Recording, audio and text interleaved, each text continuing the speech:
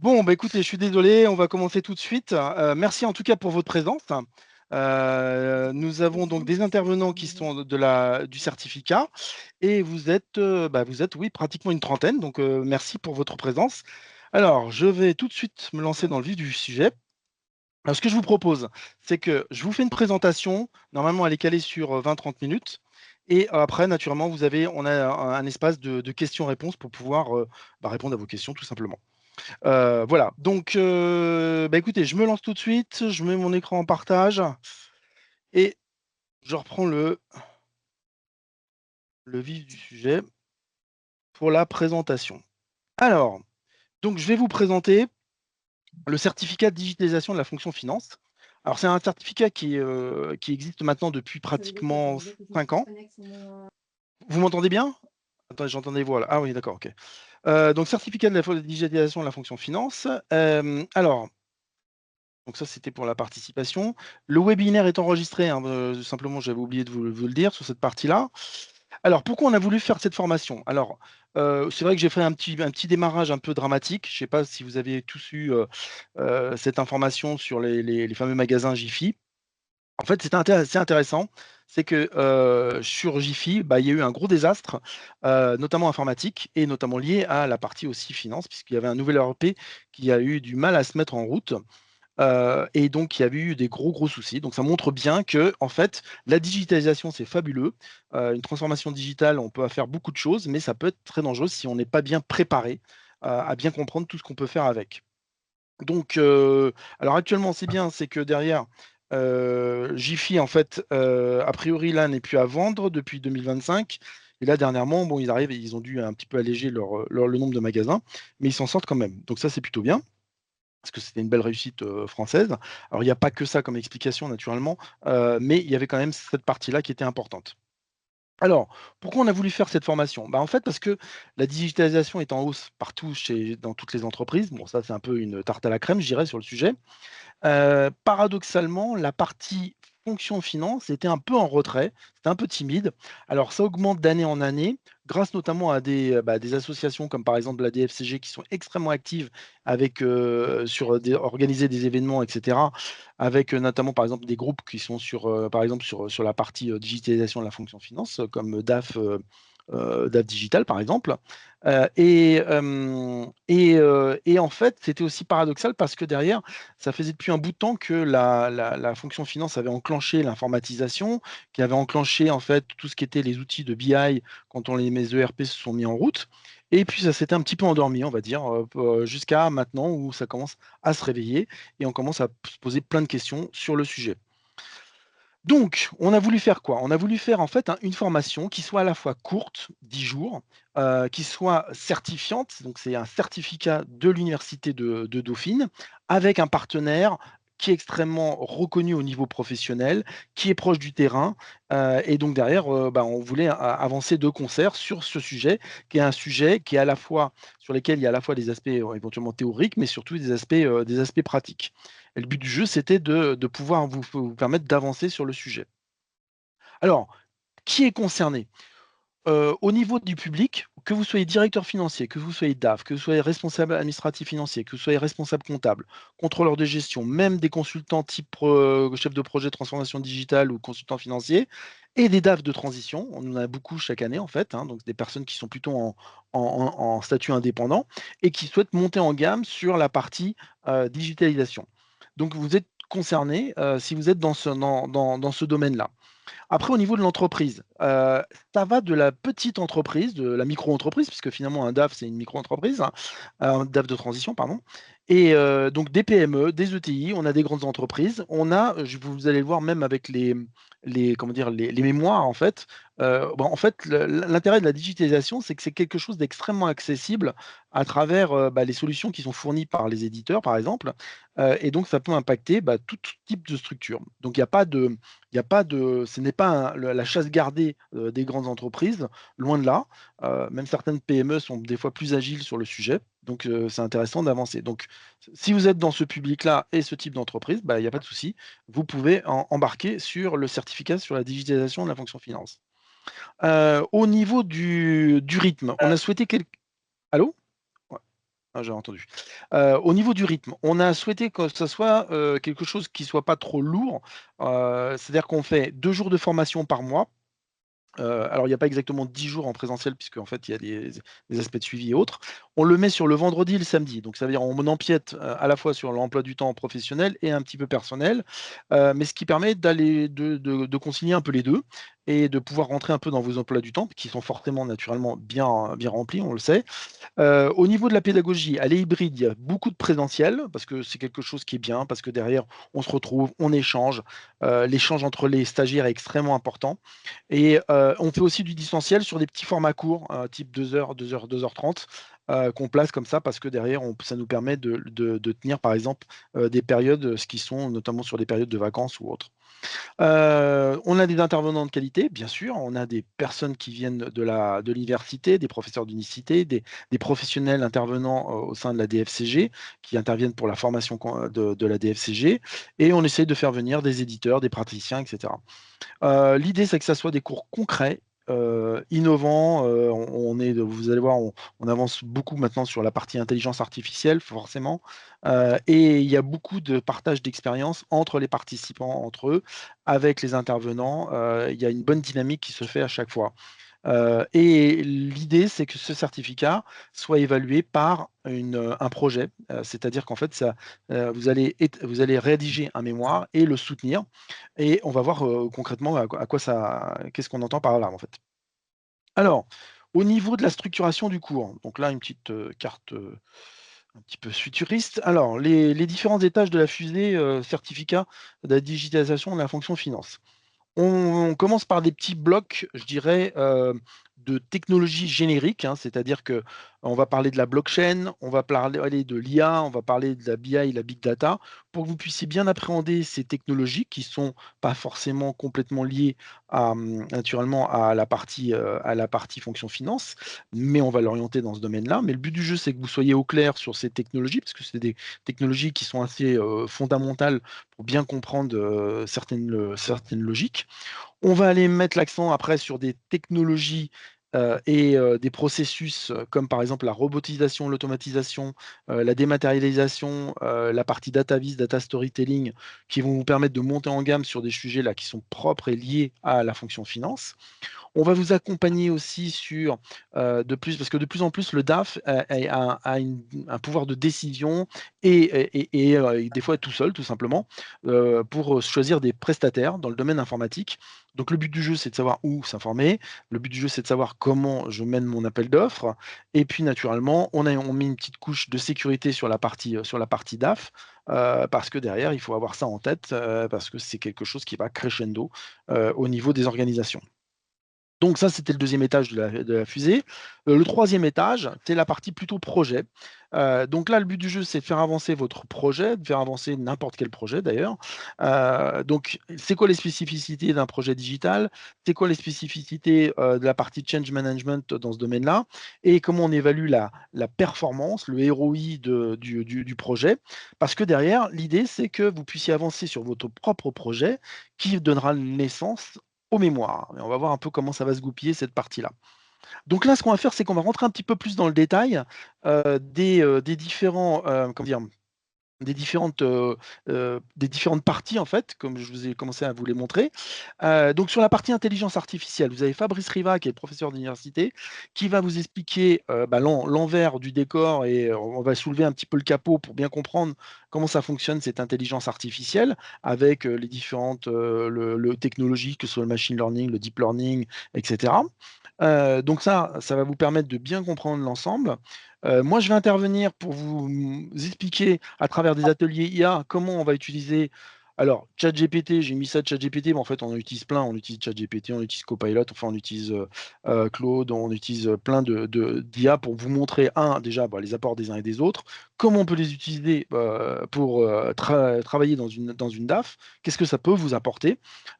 Et donc ça, c'est des ateliers pratiques, hein. C'est-à-dire le but du jeu, c'est que vous amenez vos ordinateurs et vous pratiquez, les différents cas. Le but du jeu, c'est que vous puissiez monter en gamme sur la partie prompt engineering et que vous puissiez bien comprendre quelle IA je peux utiliser pour quel domaine et comment je vais pouvoir avancer sur le sujet. Sur la partie blockchain, eh bien là, je crois que j'ai Julien qui doit être là, hein. Julien, je crois que tu Oui, es là. oui, oui, je Je te suis vais, là, je suis là. je te laisse présenter ta partie. Alors, je vais présenter ma partie. Moi, c'est un tout petit module, mais qui fait partie du premier étage de la fusée, donc qui est important. C'est sur tout ce qui est blockchain. L'idée, c'est de démystifier un petit peu qu'est-ce qu'est la blockchain, de rappeler les fondamentaux et d'expliquer surtout que dans les années futures, ça sera quelque chose de très important et de fondamental pour la fonction finance. Donc, dans une première partie, en fait, on va revenir sur les fondamentaux. Ensuite, j'expliquerai un petit peu les actifs numériques, comprendre cette nouvelle classe d'actifs pour la fonction finance. Donc, on parlera bien sûr des stablecoins, de la tokenisation, de la réglementation MiCA qui est rentrée en application. Ensuite, on essaiera de faire un zoom sur l'écosystème pour pouvoir dialoguer justement avec les différents acteurs, c'est-à-dire les acteurs traditionnels, les acteurs où on peut faire des échanges euh, de fiat vers de la crypto. Ensuite, on fera un focus sur tous les cas d'usage de la finance. Donc, bien sûr, les paiements, ça fait partie des cas d'usage qu'on voit beaucoup en ce moment. Ça bouge pas mal. On parlera un petit peu de la tokenisation. Et puis, on explorera un petit peu ce qu'on appelle la finance décentralisée, qui est un peu moins traditionnelle, qui n'est pas encore encadrée par la réglementation, mais on fera un petit zoom rapide là-dessus. Voilà. Ok, super. Merci Julien. Donc voilà, vous avez un spécialiste sur le sujet. Sur la partie big data, en fait, qu'est-ce qu'on va surtout faire? On va surtout expliquer la différence entre le big data et la partie BI, et surtout, on va faire une application sur Power BI.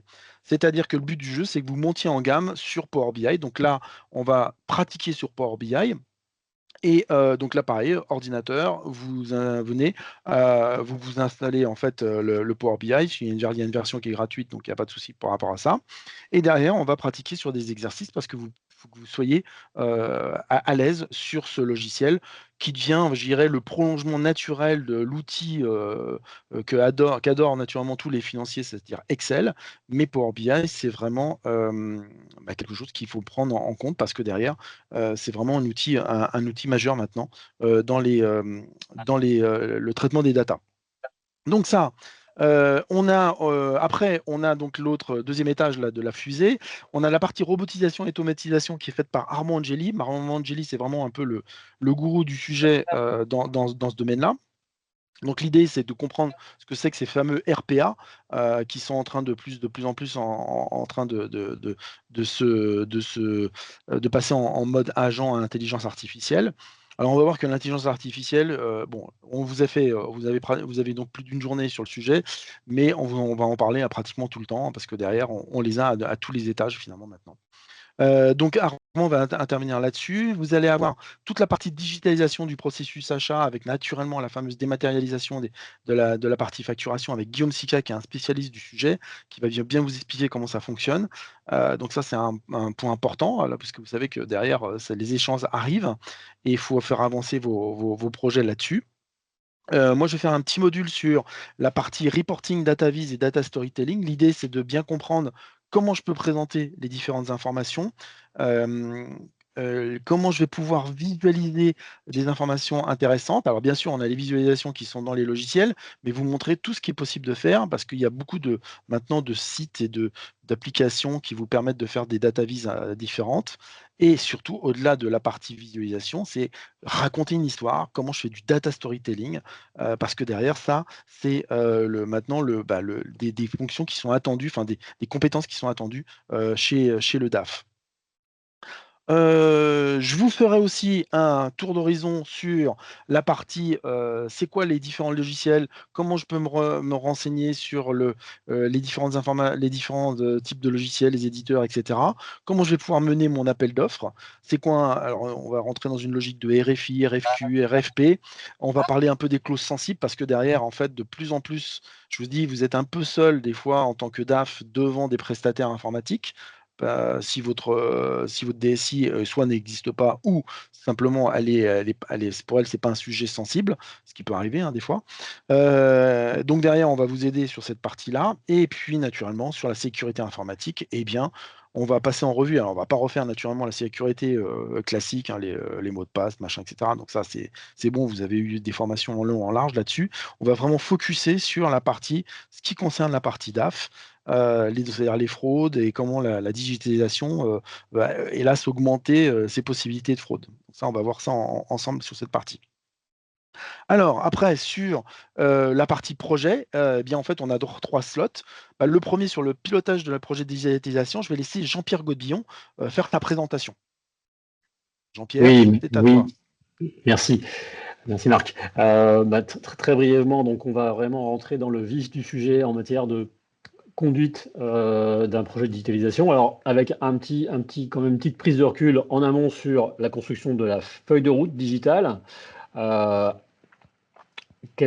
Comment effectivement, Marc, vous le disiez, la direction financière revient maintenant un peu autour de la table après avoir été initiateur sur ce sujet. C'était un peu absenté sur la digitalisation de l'entreprise et aujourd'hui, eh bien, elle doit rentrer à nouveau dans la discussion avec des enjeux très importants. Donc, comment se repositionner aujourd'hui en tant que directeur financier euh, ou en tant que consultant qui vient défendre les enjeux de l'administration de l'entreprise autour de cette discussion sur la roadmap digitale de l'entreprise. Ça, c'est un premier point.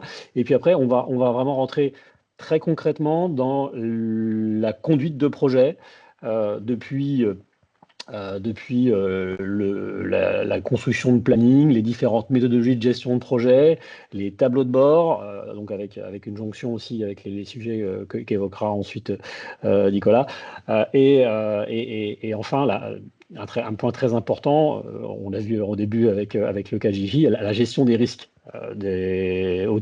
spécifiques à l'environnement des projets de digitalisation, en particulier sur les processus de la finance. Voilà, c'est très très rapidement le contenu de cette journée que nous passerons ensemble, j'espère très vite, hein, enfin OK. à la mi-année.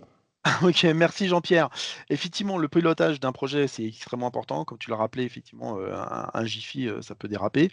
Puis dernièrement, là, je crois qu'il y a eu, c'était les policiers là qui ont pas réussi à aboutir d'un projet de digitalisation qui nous a coûté, 265 millions d'euros. Donc oui, ça peut partir rapidement en vrille. Donc derrière, il faut pouvoir l'encadrer. C'est important d'avoir une structure d'encadrement sur le sujet. Sur la partie, performance du projet, Nicolas Berland, qui est un professeur de l'université, va pouvoir aussi, hein, vous expliquer un petit peu, reprendre un peu le calcul du fameux ROI et voir un peu les travers d'approche si on s'y prend d'une façon un peu trop, je dirais un peu trop mécanique et de voir un peu comment on peut mieux appréhender la rentabilité, d'un projet et de bien utiliser les bons indicateurs. Vous avez Jean-François Marveau qui doit être parmi nous, je crois, c'est ça? Jean-François, j'ai pas regardé dans la liste, mais tu as là, Oui, hein, oui, tout à fait. qui Bon, va nous parler de la conduite du changement. À toi, Jean-François. oui, merci Marc. Effectivement, dans le cadre de ce programme, souvent le rôle du responsable financier va être celui de chef de projet autour de ces projets de digitalisation. Et en fait, c'est un projet d'entreprise, donc qui implique l'ensemble des acteurs de l'entreprise. Et il nous semblait important d'avoir une journée dédiée à la conduite du changement. Et donc ensemble, on abordera la méthode de conduire le changement en embarquant l'ensemble des acteurs, internes et externes, dans une dynamique qui permet justement d'assurer la réussite au maximum du projet. Marc l'a dit, ce sont des projets qui parfois sont difficiles à mettre en œuvre, notamment au niveau des résistances humaines et managériales. Et donc, on aura l'occasion dans cette journée d'aborder la méthode. Je vous donnerai des outils autour de la psychologie humaine, autour de la sociologie. Et on abordera également dans cette journée l'ensemble des éléments qui permettent de réussir dans les meilleures conditions possibles l'implémentation de ces processus digitaux et de l'intégration de cette intelligence artificielle dans vos projets. Donc, c'est une journée qui est assez holistique, où on aborde les différentes composantes de l'entreprise à travers méthodes, outils et une approche qui est d'embarquer et d'influencer le capital humain de l'entreprise dans cette démarche. Voilà pour cette journée. Super, merci Jean-François, c'est parfait. Alors donc là, donc on a les 3 parties qui vous permettent d'avancer sur un projet et le but du jeu, en fait, c'est de réaliser, un projet, qui puisse être, qui va donner lieu, à votre mémoire, en fait. Donc là, l'idée, c'est quoi? C'est de dire, avec tous ces sujets-là que vous allez aborder, ça va vous permettre peut-être d'avancer sur un projet peut-être que vous avez en interne dans votre entreprise ou chez un client, si vous êtes, en tant que prestataire. Donc ça va vous permettre de vous poser sur la mise en place, le déroulé, le choix, l'analyse complète du sujet et donc ça peut être quelque chose d'extrêmement bénéfique. Alors, si vous êtes, par exemple, comment dire? Un DAF consultant et que vous n'avez pas de sujet parce que vous n'êtes pas en entreprise ou vous allez quitter bientôt votre entreprise, hein, parce que souvent, on a des personnes qui feront une formation durant ce type de transition. Eh bien, on peut prendre, un sujet, je dirais, qui vous intéresse, qui vous permette d'avancer. Par exemple, on a eu des DAF qui prenaient des sujets qui leur permettaient un peu aussi de formaliser leur offre, leur propre offre, en fait, demain commerciale quelque part. Donc c'est tout à fait possible. Le but du jeu, c'est que ça naturellement, que ça parle de digitalisation, qu'il y ait une approche, qu'il y ait une réflexion par rapport à ça. L'idée, c'est que vous puissiez vous poser. Donc c'est intéressant parce que ça va à la fois vous permettre d'avancer dans vos propres réflexions pour un projet interne de votre entreprise ou pour un projet à vous, parce que qui vous tient à cœur et ça va vous permettre de, préparer un mémoire sur le sujet et donc d'avoir l'évaluation. Donc derrière, vous allez être suivi par un formateur, un des formateurs qui intervient dans le certificat, donc quelqu'un que vous connaissez. Donc il y a le tutorat et puis je dirais quelque part, il y a la double dynamique de l'accompagnement du groupe projet, c'est-à-dire qu'en fait, entre les étudiants, vous entraidez, on se partage des informations.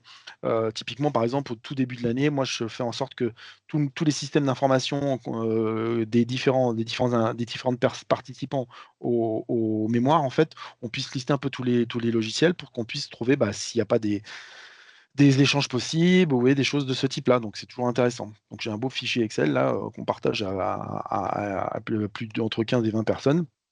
Ça permet de mieux avancer sur le sujet. Donc, le mémoire, c'est quoi? C'est 15 pages, donc ce n'est pas une thèse, hein, naturellement. Et ça donne lieu à une soutenance orale, devant, le tuteur et en général, c'est moi qui joue le 2e jury.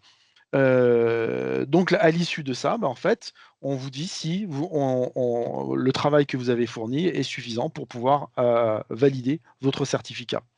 Alors au niveau des mémoires, parce que souvent c'est là qu'on a des questions, donc j'ai essayé de formaliser un petit peu les mémoires. J'ai fait des regroupements. Qu'est-ce qu'on a comme mémoire? On a souvent des mémoires un peu, je dirais, roadmap digital. C'est un peu ce que reprenait en fait, Jean-Pierre en fait, tout à l'heure. C'était la partie, roadmap digital, c'était de dire, par exemple, je vais établir, la feuille de route en fait pour ma PME, pour mon projet de digitalisation de ma fonction finance au sein d'un groupe. Donc derrière, je vais en fait établir les priorités. Qu'est-ce que j'ai envie de faire en premier, qu'est-ce que je vois d'autre et pourquoi je devais avancer. Donc l'idée, c'est de se servir du mémoire pour donner une vision et par exemple, il y en a certains qui l'ont carrément présenté à leur direction pour dire: «Voilà un petit peu ce que j'ai fait par rapport à ça». Parce que derrière, ça me permet moi d'avancer dans mon cheminement. Donc les projets roadmap digital, c'est assez courant. Après vous avez des mémoires qui sont plutôt focus sur un logiciel ou une fonction. Donc là derrière, je veux mettre en place tel logiciel, tel ERP, logiciel financier et cetera. Donc là, vous avez des exemples. Donc là, l'idée, c'est comment je l'accompagne, comment je fais en place, parce que naturellement, il y a toujours un existant, comment j'assure tout, la gestion de projet, la planification. Je sais, par exemple, il y a eu une personne, directeur financier de la partie informatique chez Decathlon, qui voulait passer à un nouvel ERP, ça doit être celui-ci, hein, celui du milieu. Et derrière, je me suis dit, pour une fois, je vais me poser et je veux bien faire les étapes parce que je veux pas que derrière, il y ait de friction. Ça va me servir de sujet. Donc voilà, donc vous avez des mémoires de ce type-là. Vous avez des mémoires naturellement sur la partie dématérialisation, parce que derrière, c'est un sujet qui est naturellement poussé par la réglementation. Donc derrière, c'est carrément un sujet naturel. Donc derrière, il faut avancer sur ces différents points. Donc le choix des logiciels, le choix des éditeurs, etc., etc.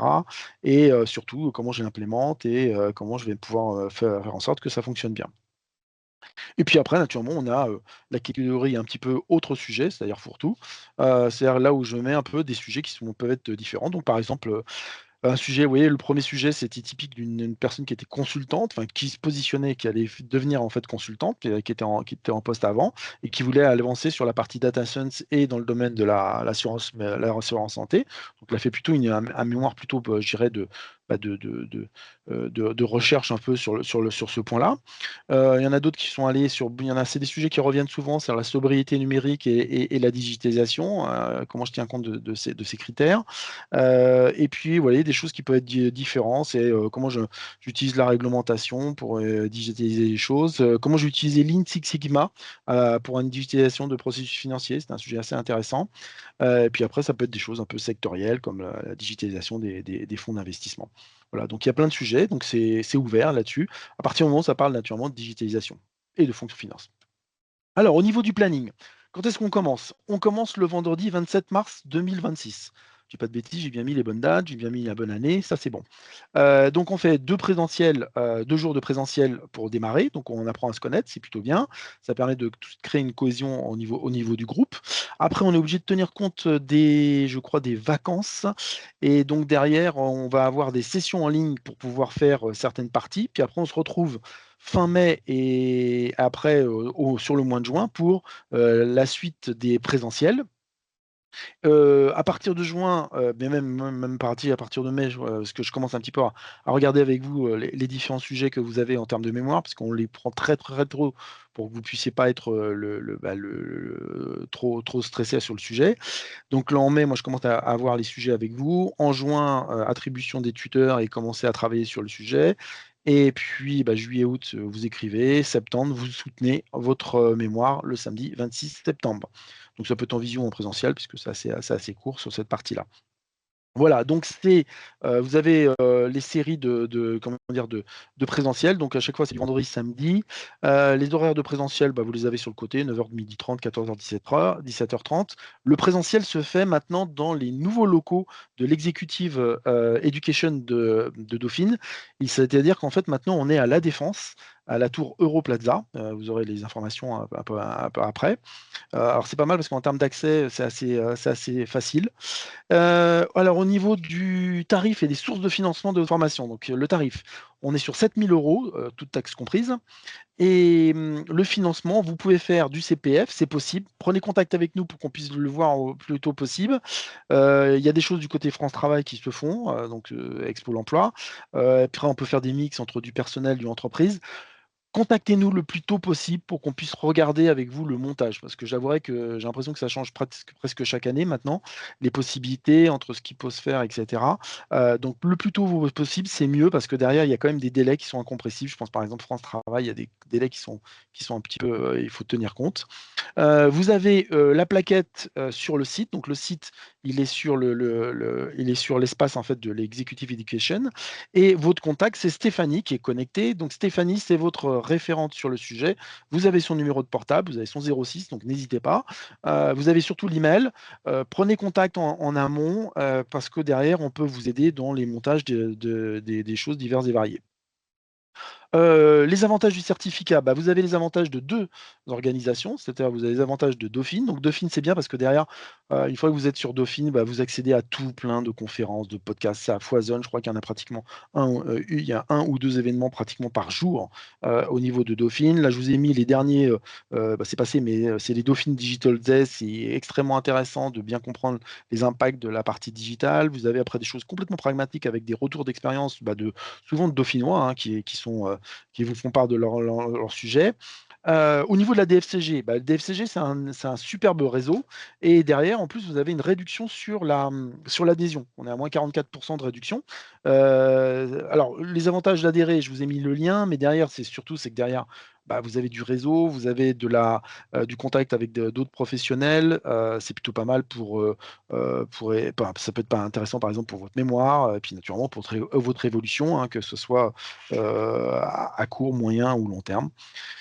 Et de toute façon, vous avez une inscription qui est gratuite à leur newsletter. Voilà, donc ça, c'est les avantages en plus du certificat. Et il y a Jean-François qui veut intervenir. Oui? Jean-François? Oui, également, Marc, il y a beaucoup de documentation et de travaux qui sont réalisés dans le cadre de la Oui, DFCG, qui regroupe l'ensemble des directeurs financiers du contrôle de gestion et les participants peuvent accéder également à ces travaux et qui sont très intéressants ouais. sur un certain nombre de sujets qui sont des sujets de développement de l'activité et de la fonction financière aujourd'hui. Ouais, c'est vrai, tout à fait.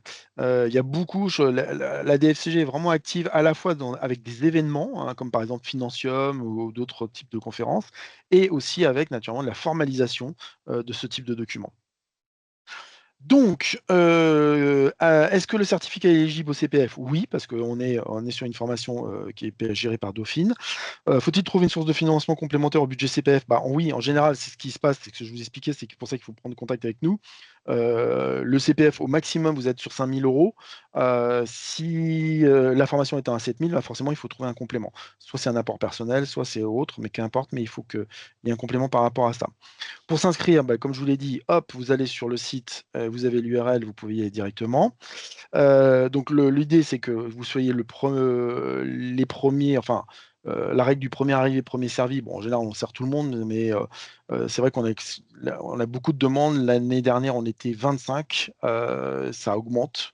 L'année d'avant, on était 12-13, je crois, et là, ça a doublé. Donc, on est sur un trend et on a une ancienneté sur le marché, puisque on est sur la 5e année, donc c'est plutôt pas mal. Et ça joue naturellement dans la valeur du certificat. Les pièces jointes à joindre au dossier d'inscription, il vous faut un CV détaillé, un courrier avec vos motivations. Ça, c'est le point important. Normalement, il faut un bac+3 pour suivre cette formation. Si ce n'est pas le cas, et que naturellement, vous avez une expérience professionnelle qui est conséquente, bah, naturellement, on peut tout à fait faire une validation des acquis professionnels pour bien répondre à l'ensemble. Donc les cours sont en présentiel majoritairement, avec un petit peu de distanciel. Les nouveaux locaux, ils sont où? Ils sont à retour Europlaza. Je ne sais pas si je clique là-dessus, ça va ouvrir. Voilà, donc là, voilà, vous avez un superbe endroit comment dire, à la Défense. Et surtout, c'est bien, c'est propre, c'est moderne, enfin, c'est nickel. Et ben voilà, on arrive à la partie vos questions. Je ne sais plus quelle heure il est, 12h38, bah c'est bon, on est bon pour pouvoir avoir vos questions. Hop, j'arrête le partage, donc allez-y, n'hésitez pas à intervenir pour poser vos questions. Ah, je vois qu'il y en a certains qui ont envoyé des petits assistants de réunion, là, en fait, qui sont là pour capter la réunion. C'est formidable, l'intelligence artificielle. Bonjour Fireflies. Alors, est-ce que vous avez des questions à nous poser? Par écrit ou à l'oral, hein, comme vous voulez, hein, n'hésitez pas à intervenir. On est entre nous. Alors, il y avait quoi? Il y a combien de places? Bonjour. Oui, pardon, bonjour. Alors, attendez. Oui, bonjour, je me lance parce qu'on a Oui, fini sur le nouveau campus, alors, j'en profite. on vous entend d'une Est-ce façon un qu'il petit y a peu des hachée. facilités de logement? Comment? Est-ce qu'il y a des facilités de Oui. logement? Est-ce qu'il y a... Alors,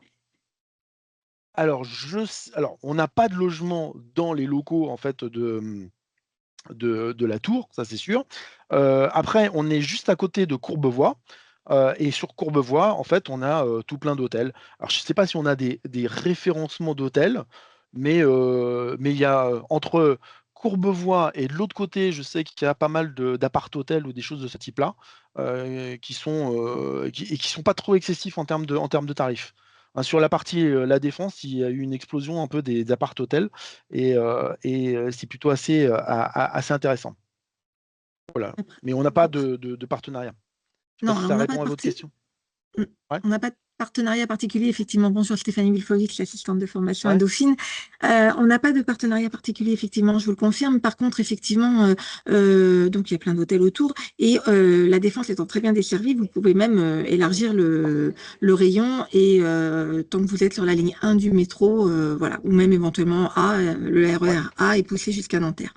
Voilà. Alors Isabelle, vous nous demandiez combien de places avez-vous? Bah, en fait, 25, il y a pas de souci, puisque la promo précédente était sur 25. Donc en général, on est entre 15 et 25 personnes sur la promo. Donc, mais on a de la place, c'est pas un souci. Voilà, je ne sais pas si ça répond à votre question, Isabelle. Alors, est-ce que vous avez d'autres questions? N'hésitez pas.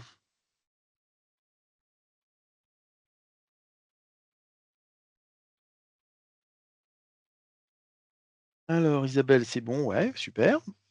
Alors, n'hésitez pas, hein, si on n'a peut-être pas toutes les réponses, hein, mais si vous voulez d'autres détails sur les programmes ou autres, en tout cas, vous avez déjà vous avez déjà 3 intervenants. Est-ce qu'il est possible d'avoir des contacts d'anciens élèves? Oui, bah oui, tout à fait.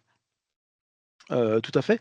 On a ce que je vais faire, c'est que bientôt, je vais faire un post. Alors, il y a un truc qui est important, c'est que alors, attends, je suis plus en partage d'écran.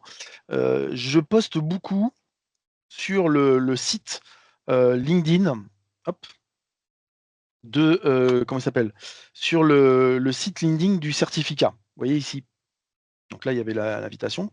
Et en fait, ce que je vais faire, c'est que bientôt, je vais poster la liste des sujets des différents certifiés, puisque les personnes en fait ont été certifiées. Puis j'ai pas repris là dans le PowerPoint les derniers en fait sujets de mémoire. Je vais les poster et et puis je taguerai en fait les personnes. Donc vous verrez bien les dernières personnes, par exemple, qui ont été. Donc bah, vous prenez contact avec LinkedIn, il y a pas de souci en fait. Je vais les taguer directement dans le post. Donc n'hésitez pas à vous abonner à cette, comment dire, à cette page. C'est pas mal par ce biais-là que moi je communique et je donne des informations diverses et variées. On va reprendre le calendrier. Enfin, puis on met pas mal de choses en avant là-dessus. Alors attends, je vais revenir sur. Les cours sont 10. Ah oula, il y a eu plein de questions, d'accord, ok. Merci. En quelle langue les formations sont données? En français, avec beaucoup de jargon anglais, forcément, parce que dans le domaine-là, combien de temps de travail personnel faut-il prévoir? Alors, euh, donc, bah, le temps, c'est déjà votre présence, donc de toute façon. Après, le temps personnel c'est surtout naturellement sur le mémoire. Et sur le mémoire, bah, grosso modo, bah, c'est de la préparation. Allez, on va dire que c'est quoi? Moi, je vous demande d'intervenir en amont, je demande d'intervenir pour un peu formaliser votre sujet. Donc, en gros, ça, allez, vous avez une toute petite demi-journée à faire pour bien formaliser votre sujet. Ah, et Jean-François, tu veux parler? Vas-y. C'était sur ça, peut-être, non? Oui, bon, Marc, Ouais, en tant que tuteur de c'est certains vrai. Allez, mémoires, vas-y. on se rend compte quand même qu'il y a un petit peu de travail, notamment l'été, hein. Donc pendant la durée de la formation, bien sûr, mais il faut prévoir quand même quelques journées de travail pendant les vacances d'été, sur juillet-août, de manière à formaliser et finaliser toute votre réflexion. Donc, à mon avis, de ce que j'ai pu voir, faut compter à peu près une bonne semaine de travail. Alors, hein, Ouais. sur deux Étalé. mois, mais il faut compter quand même une bonne semaine de travail pour constituer un mémoire qui tienne le coup. Ouais. Après, ce qu'il faut bien voir, c'est que moi, très en amont, entre guillemets, je vous force à formaliser parce que c'est le mémoire, on se dit qu'on va le faire à la fin. Et effectivement, sur les premières promotions, bah, c'était un peu l'affolement de l'été. Donc de plus en plus, en fait, on essaye de le faire très en amont. Donc là, on le commence pratiquement à la moitié du parcours pour formaliser, pour vous forcer à formaliser votre sujet. Et quel moment faut-il avoir défini le sujet du mémoire? Bah, en fait, oui, je lui dis à mi-parcours, donc en gros en mai, Mais, je commence déjà à poser des questions. Après, ça ne veut pas dire que ça y est, vous avez posé votre sujet, terminé, il ne bouge plus. Si, ça peut évoluer, bien sûr, ça peut évoluer même souvent, même jusqu'à la dernière, presque à la dernière minute, mais pas loin. Donc derrière, mais le but du jeu, c'est se poser. Hein, c'est toujours ça, vous savez, quand vous êtes des professionnels, à un moment donné, sur un sujet, bah, des fois, il faut se poser. Et c'est l'intérêt de cette formation, c'est que vous allez vous poser sur des sujets en cours, que vous serez enfin à suivre des sujets qui vous intéressent. Et là, vous allez vous poser pour vous. Ça va être pour vous, c'est votre truc à vous. Et c'est ça il faut prendre un petit peu de temps pour se réfléchir, en fait, tout simplement. Alors, qu'est-ce qu'il y avait d'autre? Marc, aussi, Euh, juste, pardon, un ouais. mot aussi quand même très important. Il y a beaucoup de participants. La problématique du mémoire, c'est une problématique dans lequel de leur entreprise, sur lequel ils travaillent déjà. Ça, c'est le premier point. Et le deuxième Oui. point, vous êtes entre vous, entre les participants, il y a beaucoup d'entraide, et puis avec les tuteurs également. Donc, surtout, les participants ne sont pas tout seuls face à ce mémoire. Vous êtes aidés tout au long du parcours. Les intervenants sont là, donc il n'y a pas il y a pas de souci, entre guillemets. Ouais. C'est du temps et de la réflexion, mais vous êtes accompagnés pour élaborer et rédiger ce mémoire. Tout à fait, ouais, ouais, tout à fait. Donc c'est vraiment et ça doit être un sujet c'est votre sujet et c'est ce qui va vous permettre de progresser. Alors je regardais parce que je remontais en fait, j'avais pas vu que Mathieu Fontaine avait fait, qui était un peu inquiet de voir des liens URL dans les conversations intergroupes. Vous avez tout à fait raison en fait. Et votre côté IT très sécu, en fait, c'est simplement ça. Bon, maintenant on commence un petit peu à le connaître, hein. Ce sont ce qu'on appelle les assistants de réunion. Donc là, il y a un Firefly qui s'est invité. C'est tout simplement une IA qui vient à la place d'une autre personne et qui va récupérer en fait ce qu'on est en train de lui dire et qui va faire une synthèse pour la personne parce que la personne n'était pas présente. Donc pas d'affolement, c'est juste de l'enregistrement en fait. Voilà, donc c'est tout ça en fait. Alors, qu'est-ce qu'il y avait d'autre? À quel moment avoir défini le sujet? On aura les slides de la présentation. Bah, en fait, mieux, vous aurez même le webinaire, hein, je vais vous l'envoyer. Donc, vous voyez, Fireflies, bonjour monsieur Fireflies, vous aurez le webinaire. Enfin, si on a bien votre email, par contre. Si on n'a pas votre email, effectivement, ça va être compliqué. Donc voilà. Et donc oui, je vous envoie tout ça, je vous envoie les slides et je vous envoie comment dire, le webinaire. Il n'y a pas de souci par rapport à ça. Alors, qu'est-ce que vous avez d'autre comme autre question? C'est reconduit tous les ans? Oui, bah, de toute façon, Stéphanie avait répondu. Oui, tous les ans. Qu'est-ce que vous avez comme question encore? Merci pour la notification sur Firefly. Ouais. Alors, il y en a plein maintenant, hein, des petits enregistreurs comme ça, en fait. Donc, c'est voilà, l'IA, vous voyez, c'est marrant parce que ça, vous voyez, il n'y avait pas ça il y a ne serait-ce que l'année dernière et les années précédentes. Mais ça y est, nous rentrons dans une nouvelle dimension. Donc, c'est pour ça qu'il faut absolument se former pour rentrer dans cette nouvelle dimension. Alors, qu'est-ce que vous avez comme autre question? Ça peut être sur le planning, alors, est-ce qu'on mange bien? Bah oui, on mange bien, par exemple, hein, je peux vous le dire. Souvent, c'est des choses qu'on n'ose pas dire. Mais oui, on mange bien. Est-ce qu'il y a une bonne ambiance? Oui, il y a une bonne ambiance. Et puis, est-ce qu'on est sympa? Oui, on est sympa. Voilà. Mais si vous avez d'autres questions plus précises, n'hésitez pas. Je vous ai fait les questions d'ambiance. Tu as dit, Marc, qu'on avait des directeurs financiers de start-up et puis des directeurs financiers de filiales de grands groupes, ou voire même de grands groupes.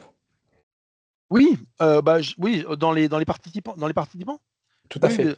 oui, c'est ce que je montrais au tout début, hein, c'est que souvent il y a les personnes qui viennent par exemple de PME ou autres se disent bah attendez, moi je suis une PME, je suis même traditionnel, je suis ni une start-up ni un grand groupe, est-ce que ça a du sens d'aller sur la digitalisation? Bah, de toute façon, c'est un peu comme si vous me disiez bah, est-ce que ça a du sens de m'informatiser dans les années 70? Bah oui, ouais, il faut y aller. Parce que c'est important. Et donc derrière, en fait, et c'est pas parce que vous n'êtes pas forcément techno, c'est que derrière, les logiciels sont pas faits pour que des entreprises start-up, ils sont pas faits que pour des grands groupes, pas du tout. Ils sont faits pour simplement vous accompagner dans vos différents processus. Par contre, c'est pas parce que si vous mettez un logiciel que Zou, ça marche du premier coup. Donc Jean-François il va vous dire, bah non, il faut faire un peu de conduite du changement. Et puis Jean-Pierre, il va vous dire, ah mais oui, mais il faut faire du projet. Et puis Nicolas va vous dire, bah, il faut aussi évaluer. Donc voilà. Alors, question d'Isabelle, si on est absent une ou deux sessions, comment ça se passe? Alors, bah, ce qui est dommage, c'est pour vous, c'est plutôt pour vous.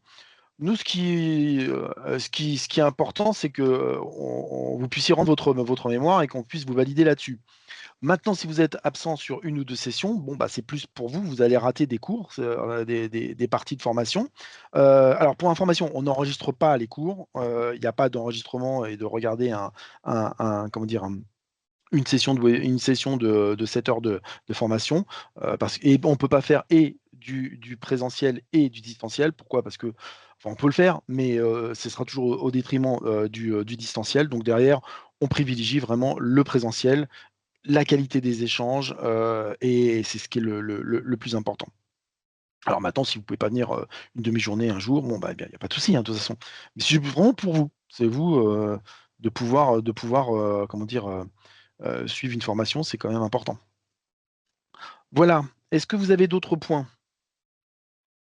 D'autres questions? On a passé en revue un peu tout. N'hésitez pas, hein, à l'oral, ou à l'écrit, comme vous voulez.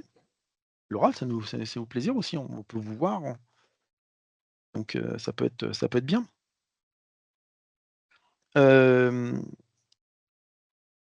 alors tiens, je voulais juste savoir un petit peu qui est déjà adhérent, en fait, à la DFCG? Parce qu'en fait, vous êtes venu par l'intermédiaire de la DFCG. Levez la main, ceux qui sont adhérents à la DFCG, juste pour voir un petit peu. D'accord. On en a 5 sur on est combien encore? On a 7 participants qui sont adhérents à la DFCG. Bah, donc vous connaissez bien la boutique, effectivement. OK. Hem et juste, juste par curiosité, est-ce qu'il y en a merci, voilà, je vais faire un autre vote. Et est-ce qu'il y en a qui sont alors enlevez votre petite, main là, donc pour ceux qui ont déjà répondu. Est-ce qu'il y en a qui ont déjà fait leurs études à Dauphine? Parce que souvent on a une corrélation, qui est pas faible entre le fait de dire: «Tiens, j'aimerais faire ce certificat à Dauphine» et souvent on se rend compte qu'en fait vous avez déjà fait. Est-ce qu'il y en a qui ont déjà fait leurs études à Dauphine? Ah bah voilà, il y en a toujours eu une. Les nostalgiques, Marc. Ouais, hein? Mais non, mais c'est Ah je oui. souvent je vois la corrélation en fait. Bon, on est souvent effectivement, on se dit voilà. Donc il y a Marie-Gabrielle, OK, bah écoutez, vous êtes la représentante en fait, des alumni en fait, de Dauphine, voilà. Donc n'hésitez pas, la formation vous avez aimé la formation, initiale, vous allez adorer la formation continue. Voilà, c'était juste pour sortir cette petite phrase. Hem et bien, bah écoutez, si vous n'avez pas d'autres questions, attendez, je regarde. OK Christophe, merci et sûrement l'année prochaine, bah, même cette année, hein, on fait les inscriptions, mais Stéphanie, elle est dans les starting blocks, hein. Elle peut vous inscrire, dès demain, s'il le faut. Bon, bah, écoutez, si vous n'avez pas d'autres questions, de toute façon, si vous en avez d'autres, vous avez nos coordonnées, vous nous questionnez, vous appelez, Stéphanie, on vous répondra, on fera un petit point, avec vous, il y a pas de souci, je vous appelle, Stéphanie me renvoie, on se fait un petit call, on passe en revue, n'hésitez pas. C'est un investissement temps, donc c'est pas négligeable et donc derrière, il faut que vous soyez à l'aise sur le sujet. Voilà, c'est important, ça va vous permettre de monter en gamme, mais c'est un investissement de temps, donc derrière, bah, il est tout à fait légitime de se poser plein de questions et ça peut être des questions complètement existentielles. N'hésitez pas, on est là pour vous répondre. Voilà, bah, écoutez, je vous remercie. Merci pour votre participation. Merci à l'organisation de la partie DFCG. Merci à Perle, hein, qui s'est occupée, qui a reçu mes demandes. Est-ce qu'on a bien les URL de connexion, blablabla.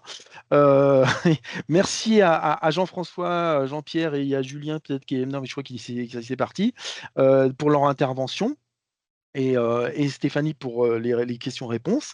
Et puis bah, encore désolé pour le début qui a été un petit peu chaotique.